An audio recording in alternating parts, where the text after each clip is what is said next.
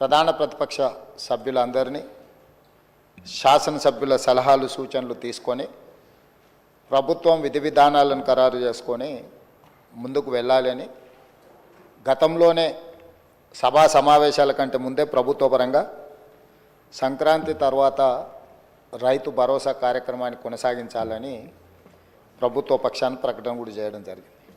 అయితే ఈ రైతు భరోసా స్వల్పకాలిక చర్చల సందర్భంగా శాసనసభ్యులు పాయల శంకర్ గారు చాలా విషయాలను ప్రస్తావించారు. అందులో ప్రధానంగా ఒక 2-3 విషయాల మీద నేను క్లారిఫికేషన్ ఇవ్వదలుచుకున్నాను. ఎందుకంటే చర్చ అంతా అయిపోయినాక కూడా నేను ఇచ్చి ఉండొచ్చు. కాకపోతే ఈ అంశాలకు సంబంధించి కొన్నిసార్లు ఎంబడెంబడే మనం రిప్లై చేస్తే వాటి ప్రాధాన్యత ఉంటుంది. సభ్యుల మనసులో ఉన్న అనుమానాలను కూడా మనం నివృత్తి చేసిన అవుతాం. రైతు భరోసా విషయంలో కాంగ్రెస్ పార్టీ రైతులను ఆదుకోవడానికి తీసుకోవాలన్న ఆలోచన, దీన్ని అమలు చేసే విధానంలో ఎవరికి ఎలాంటి అనుమానాలు ఉండాల్సిన అవసరం లేదు. సంపూర్ణంగా తెలంగాణ రైతు సమాజాన్ని ఆదుకోవడానికే మా ప్రభుత్వం ముందు భాగాన ఉంటుంది. కాంగ్రెస్ పార్టీకి శ్రీమతి ఇందిరాగాంధీ గారికి ఉన్న చరిత్ర ఈడ ప్రతి ఒక్కరికి తమరికి ప్రత్యేకంగా తెలుసు అధ్యక్ష. భూమి చుట్టూతా ఉన్న పేదలు, ముఖ్యంగా దళితులు, గిరిజనులు, బలహీన వర్గాలు, వ్యవసాయ కుటుంబాలు భూమినే నమ్ముకొని భూమినే అమ్మగా భావించి ఈ భూమి చుట్టూతోనే వాళ్ళ జీవితం ముడిపడి ఉన్న విషయంలో ఆ రైతులను ఆదుకోవాలన్నదే ప్రభుత్వం యొక్క ఆలోచన.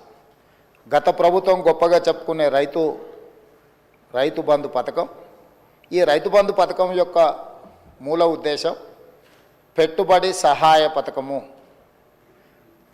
వ్యవసాయ రైతుకు పెట్టుబడి సహాయ పథకము. పెట్టుబడి సహాయం ఎవరికి అధ్యక్ష? వ్యవసాయం చేసుకునే వాళ్లకు సహాయం చేయడము, ఆ సహాయము పెట్టుబడి రూపంలో, ఆ సహాయము నగదు రూపంలో రైతుకు చేరవేయాలన్నదే గత ప్రభుత్వం యొక్క లక్ష్యము అని వాళ్ళు జీవోలో స్పష్టంగా వాళ్ళు ఇచ్చిన జీవోలోనే అంశాలను క్రోడీకరించారు.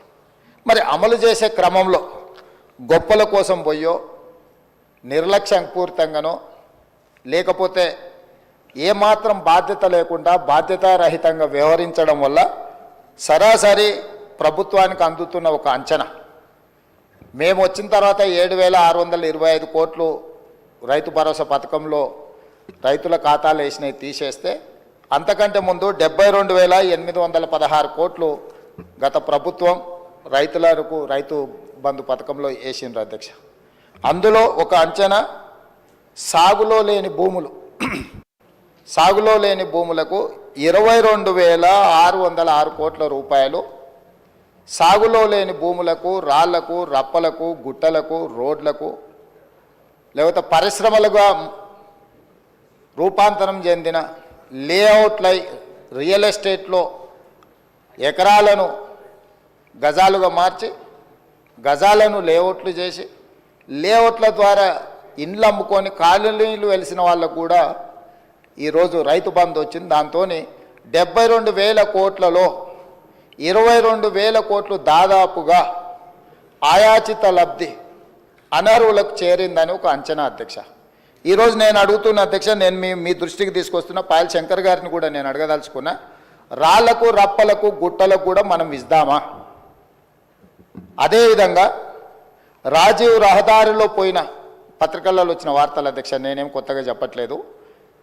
గజ్వేల్ ప్రాంతంలో కల్వకుంట్ల చంద్రశేఖరరావు గారు ప్రతిపక్ష నాయకుడు ప్రాతినిధ్యం వహిస్తున్న గజ్వేల్ నియోజకవర్గ పరిధిలో రాజీవ్ రహదారిలో భూమి పోయి రాజీవ్ రహదారి వేసిన రోడ్డు కూడా రైతు బంధు పథకం ద్వారా నిధులు ఇచ్చిండ్రు అధ్యక్ష.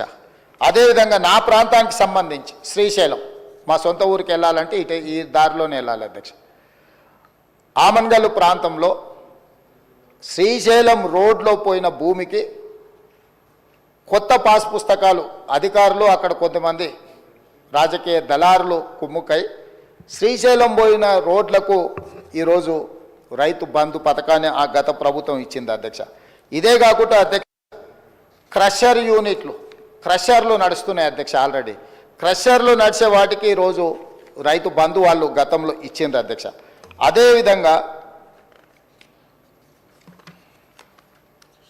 మైనింగ్ భూములు అధ్యక్ష, మైనింగ్ లీజులు ఇచ్చి మైనింగులు జరుగుతున్న భూములకు ఈరోజు రైతు బంధు ఇచ్చింది అధ్యక్ష. అదేవిధంగా టీఆర్ఎస్కు సంబంధించిన నాయకులు అధికారులు పోడు భూములు రైతులకు, పేదలకు, గిరిజనులకు, ఆదివాసీ